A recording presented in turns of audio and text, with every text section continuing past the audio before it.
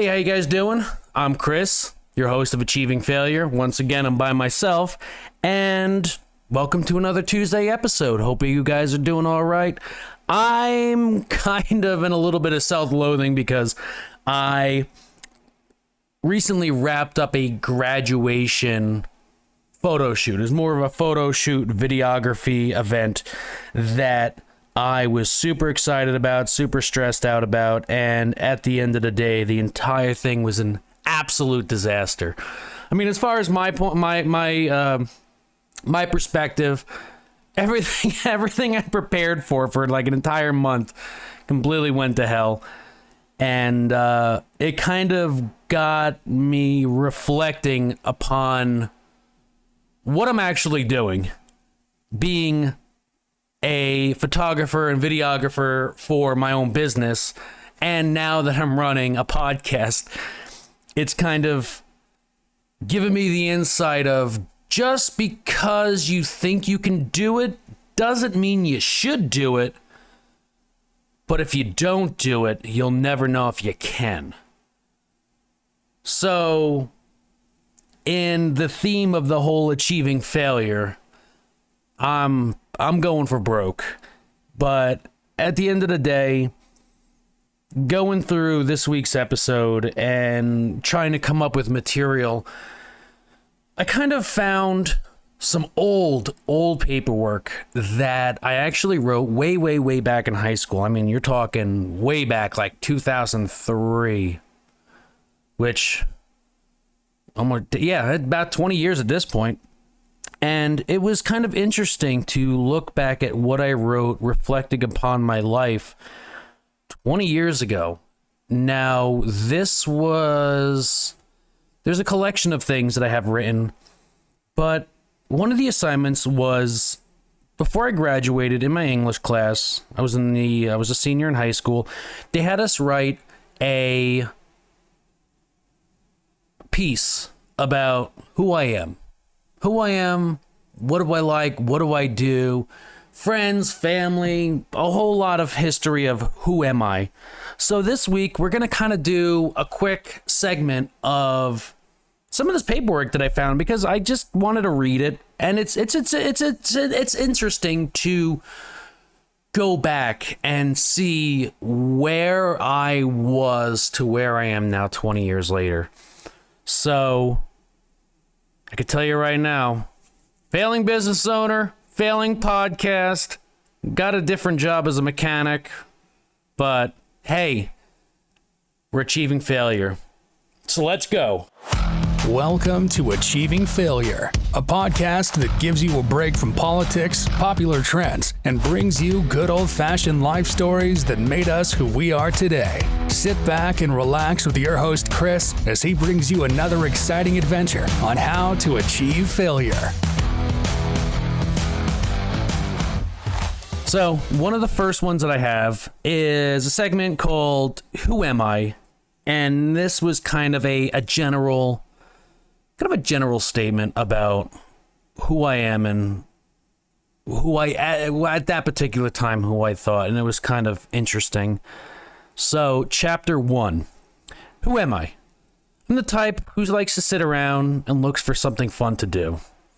I'm a person who loves heavy metal music, going out and seeing horror movies, and doing just plain old stupid stuff with friends.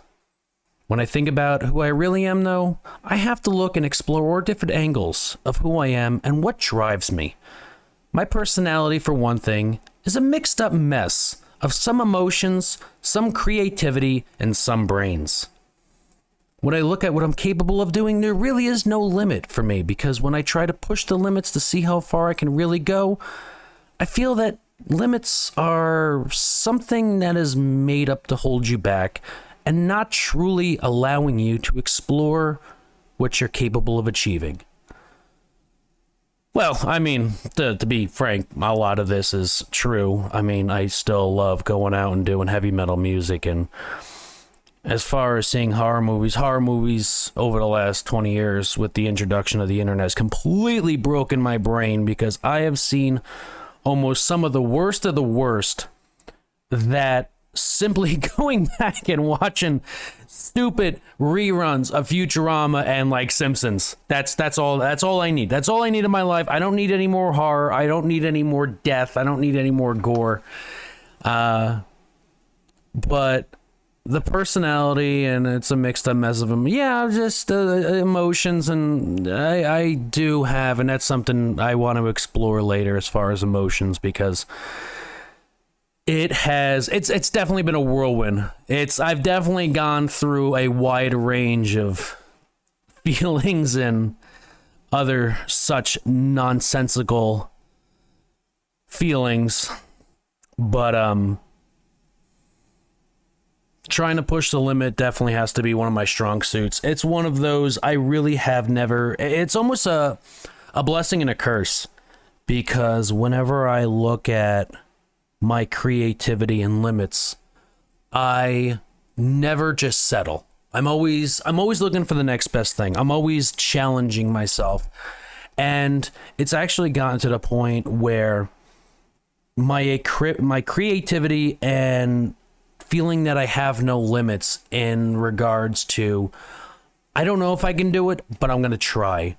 It's actually kind of almost driven me insane, because I just don't know what a normal life is anymore. Everybody goes, oh, just take a lazy day. It's like, I can't take a lazy day. Me having a lazy day is doing a 40-hour work week, coming home, and then doing a podcast full time.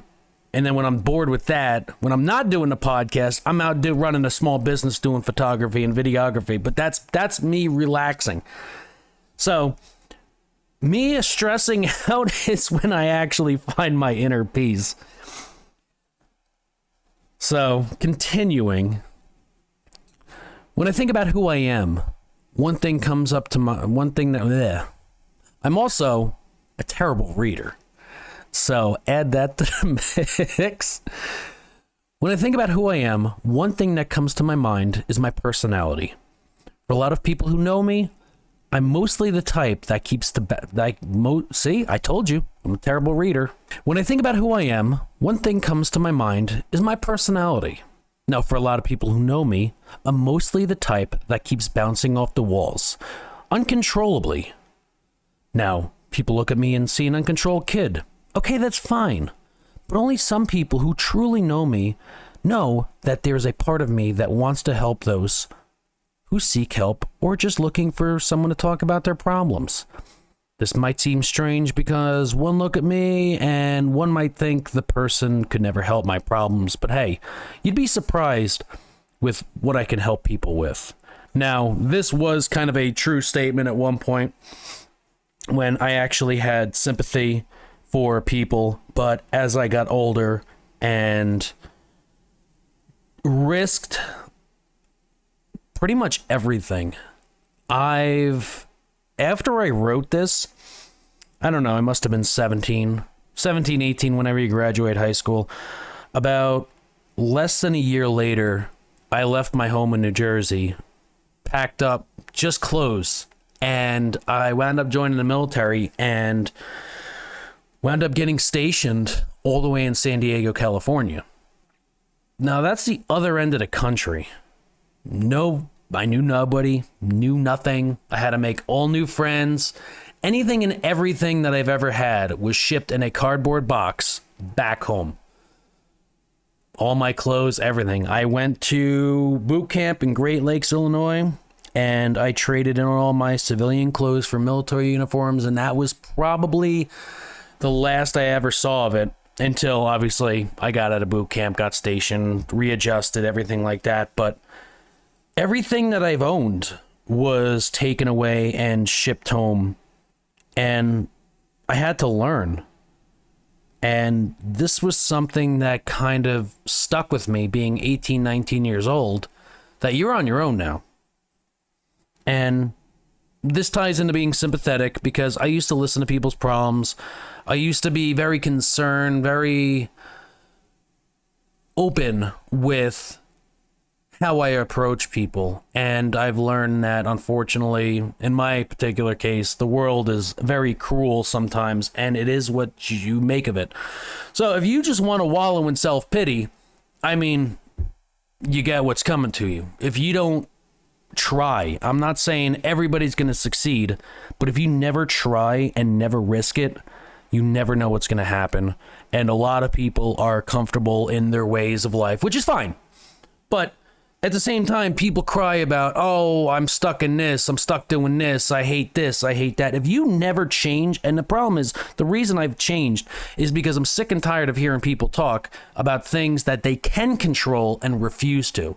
I, personally, am guilty of this. I've done this forever. I've done this for the last 15 years, and it's only been about a year or so that I kind of realized this. I would say bouncing off the walls, though, is something that I've controlled, calmed down, grew up, matured, whatever you want to say. I'm 38 at this point, going on goddamn 39, and I still have the mentality of the kid who wrote this paper. Inside, I'm still bouncing off the walls. I'm still jumping around. I still have so much excitement and so much energy. But I broke my spine twice. I can't do what all this stuff that I used to enjoy. And you know what? It's part of growing up. It's part of being an adult. It's one of those, it is what it is. Creativity is one thing I am good at. Whether it's something constructive or something mentally visual, I'm mostly the hands-on type of person. Hands-on meaning I love to work with my hands and cannot sit in front of a computer for hours at a time trying to create a new computer program. This is actually funny. This statement is actually very funny because, yes, creativity, I love what I do. I love doing this podcast, even though I have like no subscribers. But I mean, I just started. I mean, I'm only going on less than a year, but I was able to pump out, I don't even know what is this is going to be episode 20. I was able to pump out some episodes, and I was able to take creative stories of my life and try to put it in such a way that I'm projecting it to an audience. Like, yeah, I could tell friends and family, but it's, again, this comes down to the creative challenge of I would love to bring my stories to a more broad audience. I would love to share my stories because some of these stories are nuts. The ironic thing is saying that I can't sit in front of a computer screen for hours. This is literally, I did a complete 180 because my new hobby and love is not only creating videos, pictures, and podcasts, but literally sitting in front of a computer for hours trying to edit. So I'm sure the ADH kid in me back then would completely be in awe when you go, wait, you, the kid who would run up and down the halls of the high school, screaming and yelling, banging on doors, running around a camera. You enjoy sitting in front of a computer? It's just, it's funny how life turns out. I will say, I do love to get out and make something that I can come back and say, hey, I made that. And that's true. There are a lot of things that I look back at and people are surprised that I do video photography. I said, no, this is something I've done for a while. I've made about 5 short films. They're not good, but I made them.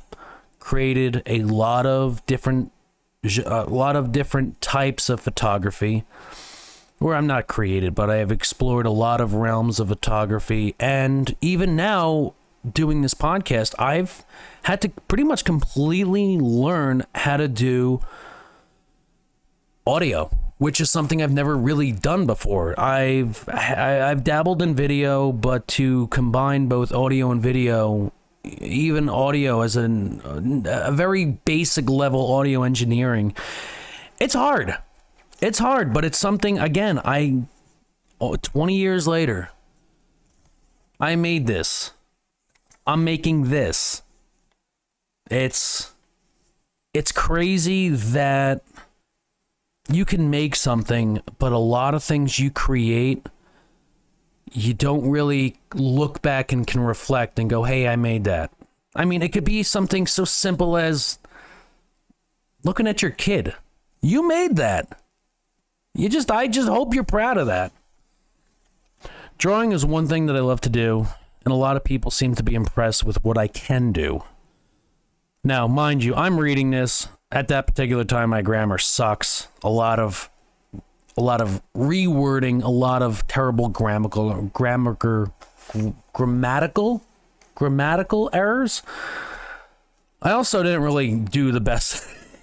I also didn't really do the best in English. I mean, I passed high school. I could say that. I passed high school. Drawing is one thing I love to do, and a lot of people seem to be impressed with what I can do. Some drawings are just crappy 2D drawings, but some people get a kick out of it because the characters I use are weird and unusual situations. One of the drawings I like to do is people's names. The way I draw people's names is a creepy gothic design that looks neat until one studies the picture and discovers that it actually says something. Now, this is kind of weird because I'm actually a little upset that I do not have these pictures anymore. These are a lot of custom pieces that I've made for people in school, and the way I used to do it is more, I guess the best relatable way is you look at a lot of these like death metal bands where the best comparison is take a bunch of sticks, throw them on the ground, and that usually can spell out a band's name.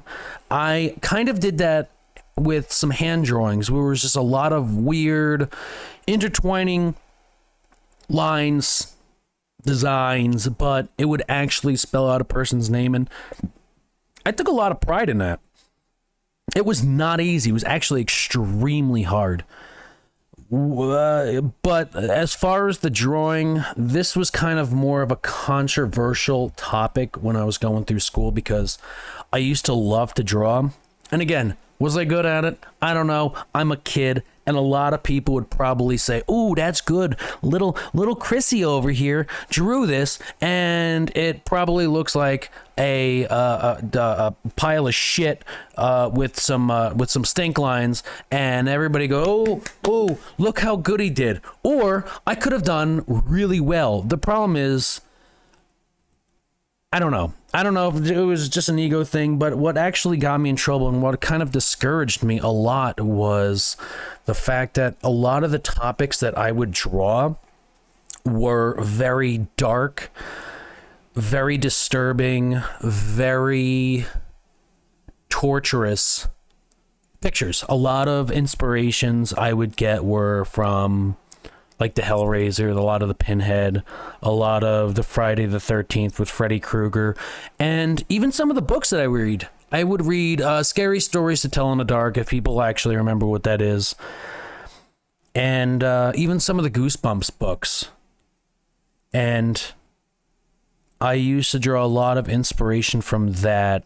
Now, mind you, 12 to 18, I used to draw a lot, and I would like to think that as time progressed, my drawings got better, but so did the details, and a lot of people were upset by it.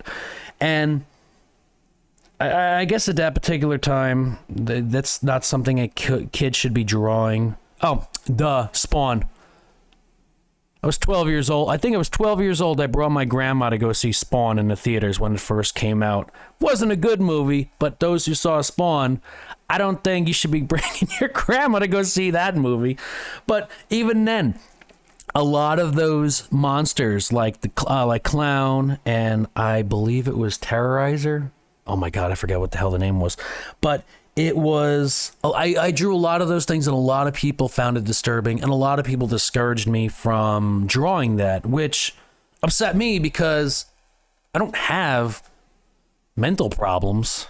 I mean, maybe, but I was never going to go out and do anything harmful. This is more of an out. I mean, you find something that you're good at and you enjoy doing it, and then all of a sudden everybody turns around and goes, no, you can't do that. So I remember I got into a lot of confrontations with adults because I said, well, what am I supposed to do? Like, what do you want me to draw? Do you want me to draw a microphone, a microphone reading a book? Because that's not what I like. I'm more, where is he? I'm more of the Boris Karloff look. And I mean, even this picture, I love this picture because back then, I still love the old monster movies. Before, I guess you could say they were horror movies. Back the old monster movies.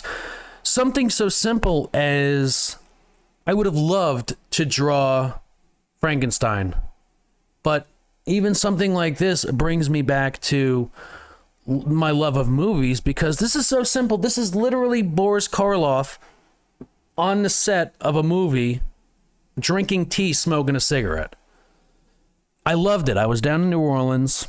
I was with my cousin Tim, and we were walking down Bourbon Street, and I saw this picture, and I was like, I don't know, $25. I said, I don't know how much it is, but I need to buy it because I love this, and this is one of these pictures you're never going to see again. And I remember I brought it home, and I brought it to a frame shop. I spent more framing this goddamn picture. I think I spent like $200 framing a $25 picture. But that meant something to me because it brought back feelings of what I used to draw, what I used to watch, things that actually influenced me. And this one paragraph in particular is kind of just a little, I don't know, it kind of resonates with me because it was something that I love to do, but I'm just going to blame the educational system. The educational system failed to push and encourage. As they did, they tried to demonize and demonetize me. And it's a shame. It's just one of those things. And unfortunately, as time progressed, I just stopped drawing. I stopped reading. And luckily, I found other outlets, normally more or less in the form of movies and the more of creative writing. So, which leads me to making movies that I love to do. Whether it's a give it all your movie. Making movies is one thing I love to do. Whether it is a give it your all movie or just have fun movie. I get it. Okay. Making movies is one thing I love to do. Whether it is a give it your all movie or just have fun movie. There's always something to create and record. Some people call me a visionary when it comes to making movies because what I picture in my mind will be made and it can be seen. I'm also not good at reading, if I haven't stated that. I feel this is a good attitude because it shows dedication, commitment, also when trying to accomplish something. On the path of accomplishments, though, one might run into a thing called stubbornness. When something goes wrong, I am stubborn. But I'm also stubborn when I try to create something because despite what people say, I always have a feeling that it can be done, and soon it will be done. That's my accomplishment. Now, this reigns true to before as it does today. I'm stubborn. I've always been stubborn.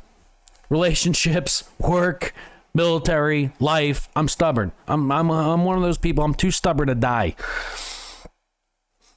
It's going back to making movies. It really was my best friend Frank at the time. He and I made a bunch of movies together. He and I were in a video club together, and that was the one thing we loved to do because I finally was able to take my imagery of what I couldn't really draw, and now I could put it to movies and give it your all. I made some. I mean, there were a lot of. I made a short, 5-minute horror movie about two friends in a haunted factory. And then there was another one, Just Have Fun. I made a movie called Stupid Shit, which maybe one day I could play. I don't know. I have to heavily edit it. But we also did a thing called The Fred Witch Project with me and Frank. And that was a complete ripoff of the Blair Witch Project. But we did it. And we did it in such a way that it was funny. But we also submitted it to the school's film festival. And I mean, people loved it. This is something that was so silly and so ridiculous that people actually loved it. And I loved making it. It was fun. It was like my out. And it was something that I could collaborate with my best friend at the time. And we enjoyed it so much that the next year we did part 2, which is literally the same movie just with extra scenes. And I think we had more fun, not only, once again, bringing it to the film festival, but not only did we have fun doing the deleted scenes, but we had more fun pissing people off at the film festival, because now you had to sit there for, instead of 13 minutes, it was about 15 or 16 minutes, because now you had to watch the same movie with different with different ending, with different edits and an alternate ending, and just people were so upset because they thought the first movie was so good they could not wait for the second, and we bombarded them with this trash. So it's again, this goes back to I made that and I had so much fun making it. So wrapping up this little piece, creativity in my life, whether it be making, drawing, or creating movies, my brain is always thinking something new, shocking, that will make people look in awe, or just think there's something terribly wrong with me. Whatever comes first, there is always something for me to do. Sometimes I try to look for a challenge, see if I can overtake it, and see what happens. If that doesn't work, I make it work. And that's chapter 1 of Who Am I? And a lot of things still kind of ring to be true. I really, as a person, I really have not changed that much. I've matured. I grew up. I've changed my attributes and theories about life. But at the end of the day, I'm still a basket case. I'm still bouncing off the walls. I'm still coming up with creative stuff. And I love what I do. It may not be good, but I'm taking my failed attempts and I'm learning, and I'm always trying to do better. We have a lot more of these kind of stories, but next week I got Ricky Bobby coming back. We have the second part of his side of his stories. I actually want to kind of wrap that up too. And I'm doing on the case of failing at life, I have a lot of other stories talking about. I'm a terrible car mechanic. I'm a terrible plumber. I'm a terrible podcaster. I'm a terrible boyfriend. I'm terrible at a lot of different things. But for you, I'm great at entertainment. So hey, thanks for tuning in. Come back in a next episode. Unfortunately for this, I'm going to wind up doing about every 2 weeks just because of things that are going on. I was doing every week, but until we get more of an audience, I'm going to start doing it every other week. So come back in 2 weeks. If you love what I do, tell your friends and family, subscribe to either my online on Spotify. I got a lot of the streaming online, the audio side. I also have the video, which I'm going to be doing on YouTube, and find us on Facebook and Instagram. I'm going to be doing a lot of highlight reels there. So until next time, thanks for tuning in. You have a good one. Thanks for listening to this week's episode. For more info, find us on Facebook and Instagram. And if you have a story you'd love to share, shoot us an email at aflvpodcast@gmail.com. That's AF, Achieving Failure, LV, Las Vegas, podcast@gmail.com. Thanks again, and we'll see you all next time.